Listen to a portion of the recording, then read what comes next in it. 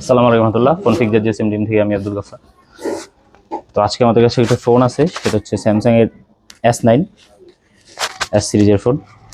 এই ফোনটার মধ্যে আমরা প্রথমে একটু দেখি চার্জিং রিলেটেড সমস্যা আসুক। প্রথম লোগো আসে,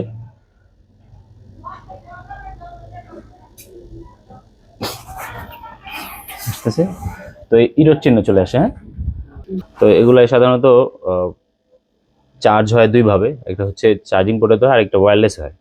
ওয়্যারলেস প্যাড ছাড়া এগুলো সাধারণত এরর আসে। তো এটা হচ্ছে এটার ওয়্যারলেস প্যাড।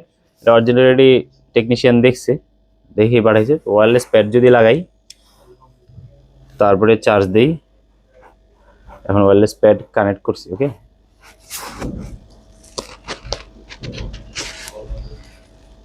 তো এবার যদি চার্জ দিই, দেখি এবার কি দেখায়।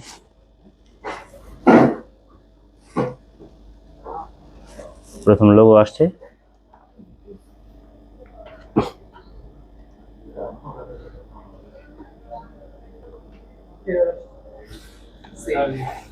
Error, same error. হ্যাঁ, তো এখন প্যাড লাগানো, তারপর কি ইরোর, তার মানে এটা চার্জিং ইরোরই।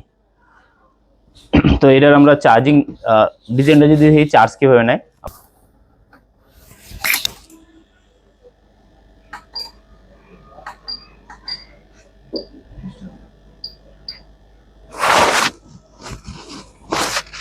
তো চার্জ নেওয়ার সিস্টেমটা কেমন একটু দেখি। প্রথমে 1 এম্পিয়ারে চলে গেছে, ওকে। যখন এরর আসবে তখন দেখবো কমে যাবে, মানে কমে গেছে না। প্রথমে কিন্তু 1 এম্পিয়ার নিচ্ছিল। এটা যেহেতু চার্জার ভালো এম্পিয়ারের না, ডিসি একটা মূলত, তো এটা যদি আমরা আই চার্জে লাগাইতাম তাহলে 1.5 1.8 এম্পিয়ারে চলে যেত। আর যখনই আমাদের ইরর শো করতো তখন এরকমই 1 2 3 4 আসতো। তো এটা দেখানোর মানে হচ্ছে, যদি কোনো মোবাইলে এরকম নাও দেখায়, যেমন শাওমি ফোনের মধ্যে আছে, মটোরোলা ফোনে আছে, যেটা কোডিং করা নেই, কোনো ইরর শো করবে না। বাট এই সিমটম দেখলে আমরা বুঝতে পারবো এটা মূলত চার্জিং ইরর। প্রথমে এম্পিয়ার নিবে, যখনই পার্সেন্টেজ আসতে চাইবো তখনই ইরর চলে আসবে, এবং এইখানে সঙ্গে সঙ্গে ইরর না আসলেও এখানে সঙ্গে সঙ্গে কমে যাবে, এম্পিয়ার একবারে ডাউন হয়ে যাবে।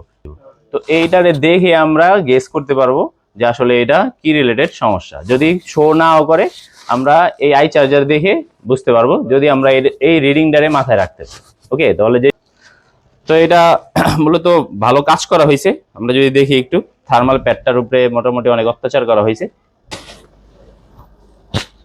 তো এটা হয়তো ভাবছিল যে থার্মাল প্যাড একটু ছিঁড়া টিড়ে গেছে, এর জন্য লাইন টানার চেষ্টা করছে অনেক। তো এই যদি এটা ছিঁড়ে যে ও থাকে, তারপরে সব লাইনগুলো আসলে টানার দরকার নাই। এটা আজকে আমরা ইনশাল্লাহ ক্লিয়ার হব, যে এই ধরনের ফোন বা যে কোনো ধরনের ফোন টেম্পারেচার ইস্যু আসলে কিভাবে আমরা সলভ করতে পারি। ডিটেল একটা থিওরি প্লাস প্র্যাকটিক্যাল ভিডিও হবে ইনশাল্লাহ।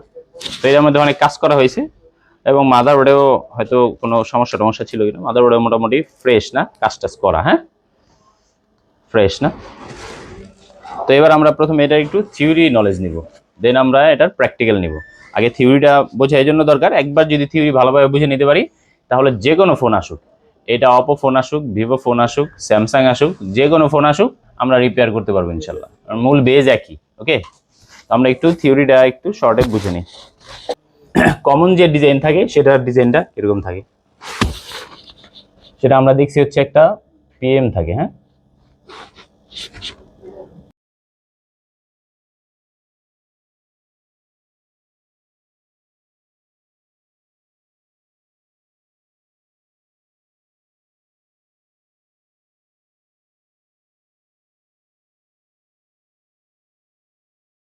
আমরা ডিরেক্ট যদি স্কিমেটিক থ্রু খুঁজতে চাই, তো আমরা কি বলছিলাম, কি লিখে সার্চ দিব, টিএইচএম, মনে আছে? শুধু টিএইচএম লিখলে আমাদের কাছে এই সার্কিট চলে আসবে। তো অনেক ধরনের থার্মাল হয়, এর মধ্যে কমন যেটা হয় এপি থার্মাল আর bat therm. AP thermal, bat therm. তো এপি থার্মাল আমরা বলছিলাম যে এটা হলো অ্যাপ্লিকেশন প্রসেসরের জন্য, মানে সিপিইউর পাশে সিপিইউ কেমন হিট হচ্ছে এটা সেন্স করার জন্য। আর এটা হচ্ছে আমাদের চার্জিং, ধরুন ফোনে কোনো সমস্যা হচ্ছে কিনা বা বাইরের টেম্পারেচার সমস্যা কিনা, এটা বোঝার জন্য কি মূলত চার্জ থার্মটা থাকে, যেটার মধ্যে চার্জ থার্মাল লেখা থাকতে পারে বা ব্যাটারি থার্মাল লেখা থাকতে পারে, তবে সংক্ষেপে থাকে বিএটি বা সিএসজি, ওকে। এটা দিয়ে লেখা থাকবে চার্জ থার্ম বা ব্যাট থার্ম। তো এই সার্কিট যেটা দিছি, এটা একটা কমন সার্কিট, এটা স্যামসাং সবচেয়ে বেশি ব্যবহার করে। এটা হলো আমাদের এক্সিনোস ডিজাইন। কি ডিজাইন এটা? এটা হলো আমাদের এক্সিনোস সিপিইউ। হ্যাঁ, তো এই ডিজাইনটাই সবচেয়ে কমন এবং এটাই হচ্ছে আমাদের ইউটিউব হিস্ট্রিতে এই ডিজাইনটা সবচেয়ে বেশি দেওয়া। তবে স্যামসাং আরেকটা ডিজাইনও ব্যবহার করে, যদি চিপসেট চেঞ্জ হয় তাহলে স্যামসাং আরেকটা ডিজাইন ব্যবহার করে, যেটা আমাদের এটার মধ্যে আছে। তো এই ডিজাইনটা যেটা বললাম এটা সবচেয়ে বেশি, কারণ এই ফলগুলো দেখা যায় আমাদের মিড রেঞ্জ ফোনগুলো আমাদের কাছে টেকনিশিয়ানদের কাছে বেশি আসে। সেটার মধ্যে থাকে হচ্ছে আমাদের A20, A30, A50, এগুলোর মধ্যে যা আছে সব হচ্ছে আমাদের এক্সিনোস চিপসেট। কি এটা? স্যামসাং এর নিজস্ব এক্সিনোস সিপিইউ। তো এক্সিনোস সিপিইউ হইলে ভোল্টেজ আসে একটা 1.8 ভোল্টেজ আসে, এই ভোল্টেজই সাববোর্ডে আসে, সাববোর্ডে R1 R2 রেজিস্টার দিয়ে ডিভাইড হয়ে আবার উপরে চলে যায়, দেখার জন্য যে চার্জিং ধরুন ফোন কি হিট সেন্স করতেছে কিনা। ওকে, এইটা দেখার জন্য মূলত এই কাজ করা হয়। এটা রিটার্ন চলে যায় এটা। তো এটা আমরা যদি অ্যারো চিহ্ন দেই তাহলে এটার মধ্যে আসতেছে, আর এটা দিয়ে হচ্ছে আমাদের যাচ্ছে, বোঝা যাচ্ছে?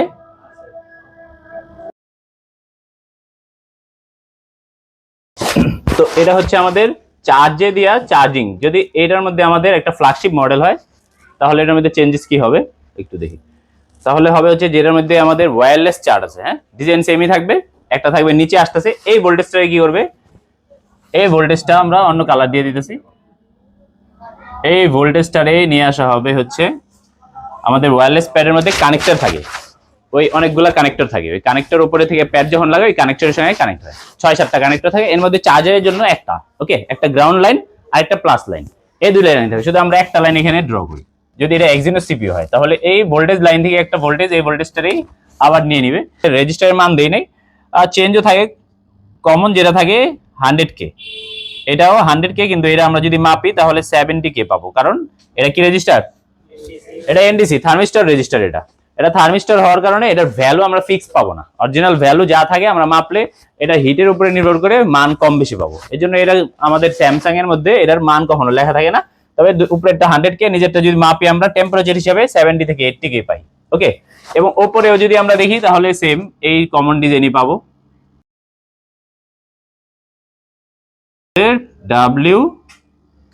WPC wireless pad charger. ওকে, তো এইটার সঙ্গে কানেক্ট হয়, তো ভোল্টেজ আসে এখানে। এখান থেকে ভোল্টেজ রিটার্নের জন্য এই ওয়্যারলেস প্যাড থেকে একটা লাইন চলে যায় হচ্ছে আমাদের সিপিইউতে। এটা হচ্ছে আমাদের সেন্সিং।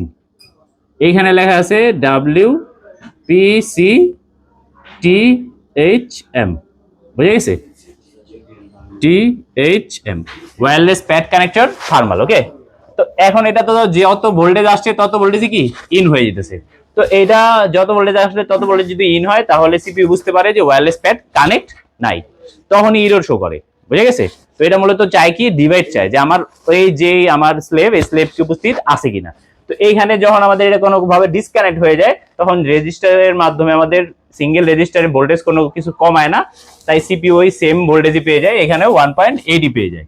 তো 1.8 যখন পায় তখন বুঝতে পারে যে ওয়্যারলেস প্যাড কানেক্ট নাই। তো যখন আমরা ওয়্যারলেস প্যাড যদি ভালো থাকে তাহলে কি হয়, ওয়্যারলেস প্যাডের মধ্যে একটা রেজিস্টার থাকে। কিসের ভিতরে? প্যাডের ভিতরে। আমরা একটু পরে দেখাবো ইনশাআল্লাহ। ওয়্যারলেস প্যাডের ভিতরে একটা রেজিস্টার থাকে, তাই ওয়্যারলেস প্যাড যখন কানেক্ট হয় তখন কি হয়, তখন আমাদের এই ভোল্টেজটা ডিভাইড হয়। ডিভাইড হয়ে অলমোস্ট এটা রেশিও থাকে 0.6 থেকে 1 ভোল্টেজ, 0.6 থেকে 1 ভোল্টেজ এমন ডিভাইড হয়ে যখন আমাদের সিপিইউ পায় ভোল্টেজটা, তখন বুঝতে পারে ওকে সব সার্কিট আমার ঠিক আছে, বাইরের টেম্পারেচারও কি ঠিক আছে। ওকে, যদি এই ভোল্টেজ পায়, সেম টু সেম এখানেও একই ভোল্টেজ রেশিও কি, এখানেও সেম। এখানে যেমন আমাদের চার্জ থার্ম লেখা থাকে আর এখানে WPC থার্ম লেখা থাকে, একই সেম ভোল্টেজ আসে একই। তো এই যে ডিজাইনটা, এই ডিজাইনটা কমন হচ্ছে এক্সিনোস সিপিইউ। কোন সিপিইউর জন্য? কিন্তু এটা যদি কোয়ালকম হয়, কারণ স্যামসাং ফোন এক্সিনোস দিয়েও বানায়, কোয়ালকম দিয়েও বানায়। তো কোয়ালকম হইলে ডিজাইনটা একটু চেঞ্জেস হয়।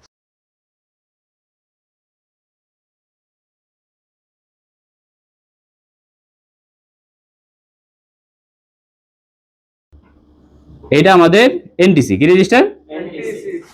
তো এইটার মধ্যে এটার মধ্যে ডিজাইন চেঞ্জ কি, এটার মধ্যে যার কাছ থেকে ভোল্টেজ আসতেছে ওই চেঞ্জ করবে, যার কাছ থেকে ভোল্টেজ আসতেছে। এখানে আসলে পিএম থেকে আসতো, সিপিইউ চেঞ্জ করে, আর এখান থেকে পিএমই দিচ্ছে, পিএমই চেঞ্জ করছে। এই ডিজাইনটা হচ্ছে আমাদের কোয়ালকমের জন্য।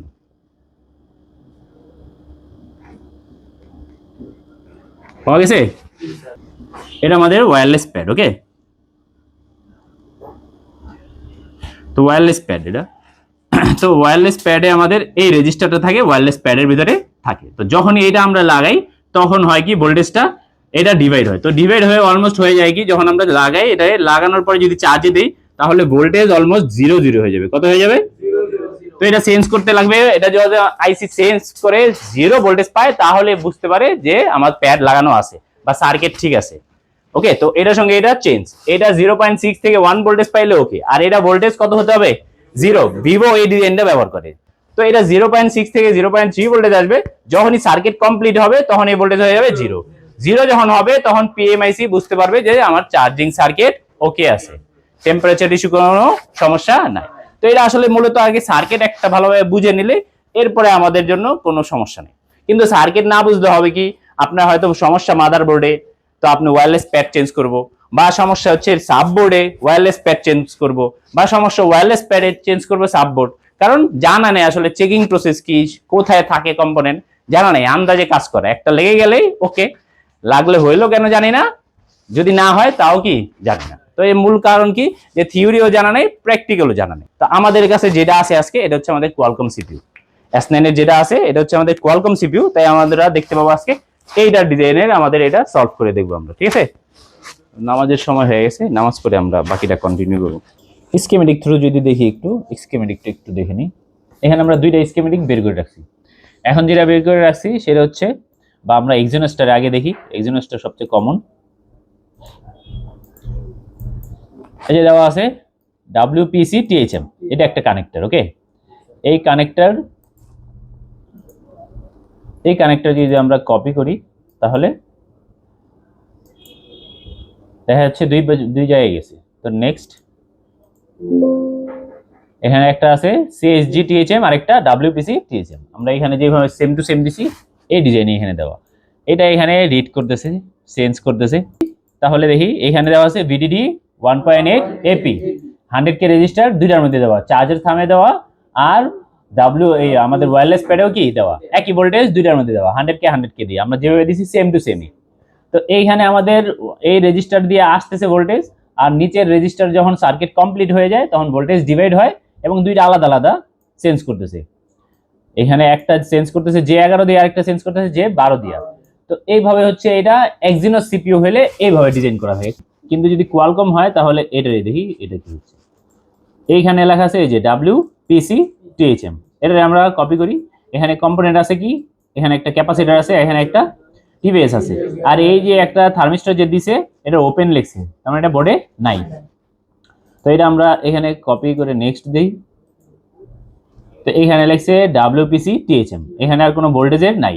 আর যদি দেই আবার নেক্সট, আবার আগের জায়গায় চলে আসবে, আবার নেক্সট এখানে চলে আসতেছে। তো এইটা মানে মাঝখানে কোনো ভোল্টেজ দেয় নাই, পুল আপ দিছে, কোনো পুল আপ দেয় নাই। তো যে ভোল্টেজ যার কাছ থেকে আসতেছে ওই চেঞ্জ করতেছে। তো এটা যদি দেখি এটা কে, তাহলে এটা কি PM পাওয়া গেছে 845, এটা PM। তো CPU 845 SDM সিরিজের, আর PM ও 845। তার মানে এটা আমাদের PM ভোল্টেজ দিচ্ছে আর PM এ কি চেঞ্জ করতেছে। বোঝা গেছে বিষয়? তো আমাদের কোয়ালকম আর এক্সিনোসের মধ্যে পার্থক্য হচ্ছে, কোয়ালকমের মধ্যে আমাদের যে ভোল্টেজ দিচ্ছে পাওয়ার আইসি চেঞ্জ করতেছে, আর এক্সিনোস যেটা আমাদের কাছে বেশি আসে এক্সিনোসে অবশ্য, ওটা হচ্ছে আমাদের পাওয়ার থেকে ভোল্টেজ দিচ্ছে আর চেঞ্জ করতেছে কে, CPU। 100K রেজিস্টার দিয়ে আসতেছে এবং 100K থাকে নিচে, কিন্তু এটা থাকে NTC হওয়ার কারণে, এটা টেম্পারেচারের কারণে অরিজিনাল মান আমরা পাই না। এই থিওরি যদি একবার কেউ ভালোভাবে বুঝে নেয়, একবার দুইবার তিনবার দেখে ভিডিওটা, তাহলে তার জন্য এই রিলেটেড এবং এইটার এসে কাজে লাগে অনেক জায়গায় সে সার্কিট বোঝার চেষ্টা করতে পারবে। যদি এটা আমাদের MTK হয় আর যদি এটা এক্সিনোস হয় তাহলে এই ডিজাইন থাকবে, আর যদি কোয়ালকম হয় তাহলে এই ডিজাইনটা চলে আসবে। ওয়্যারলেস প্যাডের এই NTC এর রেজিস্টার খারাপ হয় না, কানেক্টিভিটি নষ্ট হয়। কি হয়? ওয়্যারলেস প্যাডের যে কানেক্টর, ওই কানেক্টরে বারবার এই বাঁকা হতে হতে ওই কানেক্টরের সমস্যা হয়ে যায়। কানেক্টর, এটার মধ্যে কানেক্টর অলরেডি কেউ চেষ্টা করছে, আমরা দেখছি একটু আগে, যেটা অনেকগুলা ঝালাই করে দিছে না, অনেকে চেষ্টা করছে, হয় নাই এটা। তো মূলত সে জানে না আসলে কোনটা, তাহলে একটা লাইন টানলেই হয়ে যেত, যদি লাইন টানতে হইতো। লাইন টানা ছাড়াও এটা করা সম্ভব। আমরা যেটা একাধিক বা আমরা ওই চার্জিং ক্লাসে একাধিক ভাবে দেখছি কিভাবে রিপেয়ার করা যেতে পারে। মানে আগে দেখতে হবে আমাদের চেক করে যে ভোল্টেজ আছে কিনা, চার্জে দিলেই সঙ্গে সঙ্গে 1.8 চলে আসার কথা এই সার্কিটে। আর এই সার্কিটে এরকম ভোল্টেজ রেশিও 0.6 0.3 এরকম ভোল্টেজ চলে আসে। যদি চলে আসে তার মানে আসার পথ ওকে আছে। এখন সমস্যা কি হতে পারে, তাহলে নিচেরটাই সমস্যা। আর যদি ভোল্টেজই না আসে তার মানে তো আমার R1 সমস্যা। ওকে, আর এইটার মধ্যে R1 রেজিস্টার হচ্ছে আমাদের পিএম এর ভিতরে। কিসের ভিতরে? বাইরে কি রেজিস্টার আছে কোনো? বাইরে কোনো রেজিস্টার নেই। তার ভোল্টেজ কিভাবে ডিভাইড হচ্ছে? ভোল্টেজ ডিভাইড হতে গেলে তো অবশ্যই আরেকটা রেজিস্টার লাগবে না? তার মানে এটা ইনবিল্ড আছে, পাওয়ারের ভিতরে ইনবিল্ড আছে। তো এটা আমরা দুইটা এইটারে আজকে আমরা একটু চেক করি। এটা যে ওয়্যারলেস প্যাডে যে রেজিস্টার আছে, এই রেজিস্টারটা যদি আমরা এই কানেক্টরের সঙ্গে কোনোভাবে লাগিয়ে দিতে পারি, এটা আছে প্যারালালে না? তো আমরা প্যারালালে লাগিয়ে বাইরে থেকে কোনো জায়গা থেকে গ্রাউন্ড করে দিলে এই রেজিস্টার দিয়ে আমাদের এখানে কাজ হয়ে যাবে। আমাদের এটা আর দরকার নাই, আমরা বাইরে। কিন্তু আমাদের জানতে হবে রেজিস্টারের ভ্যালু কত। তো আমরা ওভারঅল বলে দিছি সবচেয়ে কমন যে ভ্যালু থাকে 100K, কোন একটা 100K রেজিস্টার এটার সঙ্গে কানেক্ট করে দিলেই হবে। আর আমাদের ওয়্যারলেস প্যাডে যে আছে ওই রেজিস্টার খুলে কানেক্ট করে দিলেও হবে। কিন্তু করতে হবে কি, একটা পা দিতে হবে এটার সঙ্গে, আরেকটা পা যে বাকি আছে এটাকে কোনো জায়গা থেকে গ্রাউন্ড টেনে দিতে হবে। ওকে, বা গ্রাউন্ড থেকে আপনি স্কেচ করে এক পা লাগান, আরেক পা যে লাইন আছে এই লাইনটা আপনি কই কানেক্ট করে দিবেন এই ওয়্যারলেস প্যাডে। ওকে, তাহলে আমাদের হবে কি, ভোল্টেজ ডিভাইড হবে, আমাদের পাওয়ার আইসি এই ভোল্টেজ পাবে, তখন সে বুঝতে পারবে আমার সার্কিট ওকে আছে। খুব সিম্পল। এই যে মাথা বাড়ানো, এইটারই এই পাশে হচ্ছে আমাদের একটা এনটিসি রেজিস্টার, এটার এই পাশে এনটিসি রেজিস্টার। এটা দিয়ে যখন আমরা লাগাই তখন এই যে এখানে যে কানেক্টরগুলো আছে এই কানেক্টরগুলো আমাদের মাদারবোর্ডের সঙ্গে কানেক্ট হয়। কানেক্ট হলে সার্কিট কমপ্লিট হয় এবং ভোল্টেজ যা আছে এটা ডিভাইড হয়। বুঝে গেছে? তো আমাদের এইটাই রিপেয়ার করতে হয়।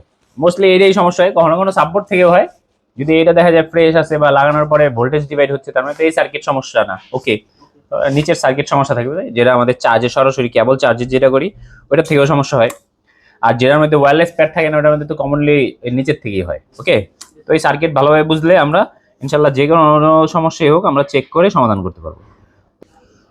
তো এটা হচ্ছে আমাদের এই ওয়্যারলেসের জন্য। হ্যাঁ, আছে এরর পাওয়া গেছে, এরর আছে। তো এই অবস্থায় এটা এখনো ভোল্টেজ ডিভাইড হয় নাই। ওকে, তো আমরা যখন এটার মধ্যে উপরের পার্ট লাগাই তখন উপরের পার্ট লাগালে এখনো ভোল্টেজ 0.6 আছে। ওকে, 0.6 0.7 এরকম আসতেছে।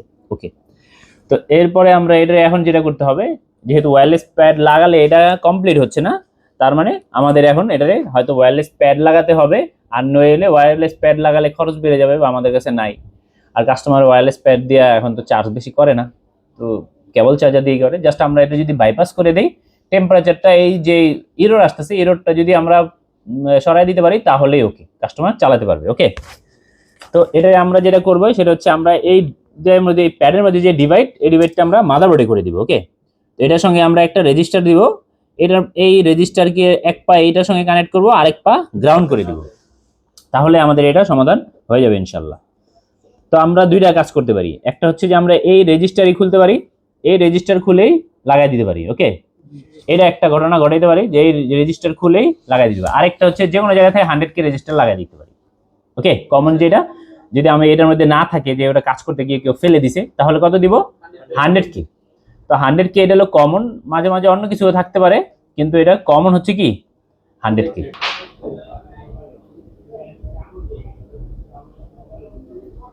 হয়েছে এবার আসল রূপ। এটা যদি আমরা এখন মাপি দেখি আসলে কত মান আছে।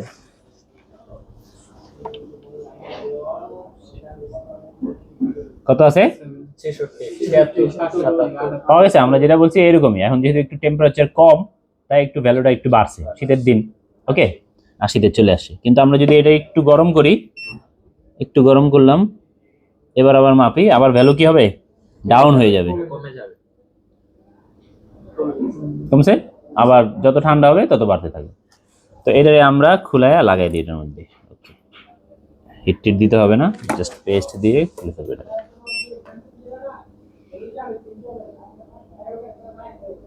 ওকে,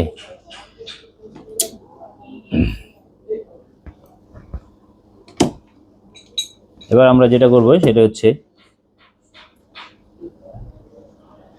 এখানে কোথাও স্ক্র্যাচ করে আমরা এই রেজিস্টারটা বসাই দিব গ্রাউন্ডের সঙ্গে, কোথাও স্ক্র্যাচ করে বসাই দিব। ওকে, রেজিস্টারের এক পাশ এই পাশে বসাই দিব।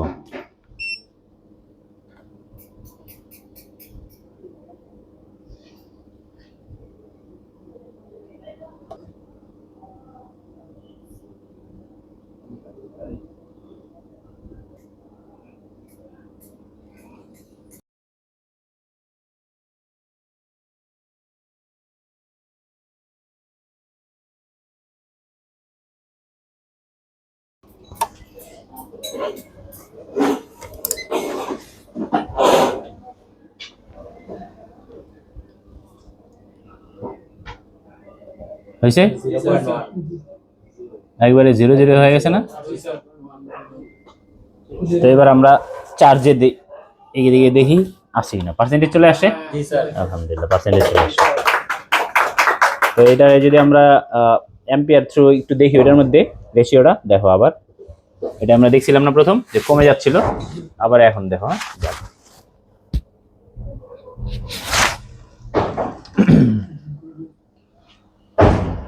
আগে 1 এম্পিয়ার একবার যেত, পরে ডাউন হয়ে যেত। এবার আবার দেখি আমরা করো নাকি, এবার পার্সেন্টেজ চলে আসে। ঠিক আছে, যেহেতু এটার বেশি এগুলো বেশি এম্পিয়ার ভালো না, চার্জের জন্য বানায় নাই, তাই এম্পিয়ার কম নিচ্ছে, ওইখানে আমাদের বেশি এম্পিয়ার নিচ্ছে। তো এখন পার্সেন্টেজ চলে আসছে, এরর চলে গেছে। আমাদের প্যাড আছে এখন? প্যাড নাই, তো প্যাড ছাড়াই হবে। কিন্তু এইসব ফোনগুলো প্যাড ছাড়া আপনি চার্জ দিতে পারবেন না, প্যাড ছাড়া চার্জ দেবেন না। প্যাড ডিসকানেক্ট হইলেই কি এই সমস্যা হয়। তো আমাদের এই প্যাড ডিসকানেক্ট, প্যাড নষ্টের কারণে মূলত এটা এরর চলে আসছে। তো প্যাড লাগবে জরুরি না, আপনি যদি বিষয়গুলো বুঝতে পারেন অ্যাকচুয়ালি কাজ কিভাবে করতেছে, আগে জানা দরকার কি কাজ কিভাবে করতেছে, নইলে তো মুখস্থ বিদ্যার উপরে কাজ করা যাবে। আমরা যে ক্লাসটা করলাম, এটা যদি একবার, দুইবার, তিনবার কেউ ভালোভাবে বুঝে, একবার বুঝে নিতে পারে, তার জন্য স্যামসাং হোক, ভিভো হোক, অপো হোক, শাওমি হোক, কোনো ফোনই তার জন্য আর আটকাবে না। ইনফিনিক্স ফোনের মধ্যে তো এরকম সমস্যা দেখা দেয়, টেম্পারেচার ইস্যু লেখা আসে, ব্যাটারির চিহ্ন চলে আসে। অনেক আগের আমার একটা ভিডিও আছে। তো এইগুলো মূলত জানা দরকার, আসলে একবার ভালোভাবে বোঝা দরকার প্রসেসটা কিভাবে, চার্জিং প্রসেসটা কিভাবে। তো চার্জিং প্রসেসটা একবার বুঝে নিলে, বা যে কোনো সার্কিটে মূল প্রসেসটা কিভাবে কাজ করে, ওয়ার্কিং প্রিন্সিপাল কি, আমার এটার উপরে মানে 2-3টা ভিডিও আগের থেকে আছে। তো আজকে কোয়ালকমেরটাও অ্যাড হয়ে গেল, এটা ভালোভাবে দেখলে ইনশাল্লাহ খুবই ইজি। কোনো কিছু আছে বুঝাতেই যত দেরি লাগছে, করতে সময় লাগছে 2 মিনিটের কাজ, বোঝাতে আমাদের যতক্ষণ 15-20 মিনিট লাগছে কি বোঝাতেই লাগছে। আর আমরা তো থিওরি ক্লাসে, চার্জিং ক্লাসে 2 দিন লাগাই শুধু চার্জিং ক্লাসে করছি। তো ওইটার মধ্যে তো আমরা অনেক কত মাল্টিপল জায়গায় হতে পারে, কত সিপিইউ হতে পারে, স্যামসাং হলে কি হবে, এটা যদি শাওমি হয় কিভাবে হবে, ভিভো হলে কিভাবে হবে, সব আমরা ইন ডিটেল আলোচনা করার চেষ্টা করি। তো ঠিক আছে, আজকে এ পর্যন্তই, দেখা হবে অন্য কোনো ভিডিওতে। আসসালামু আলাইকুম রহমতুল্লাহ।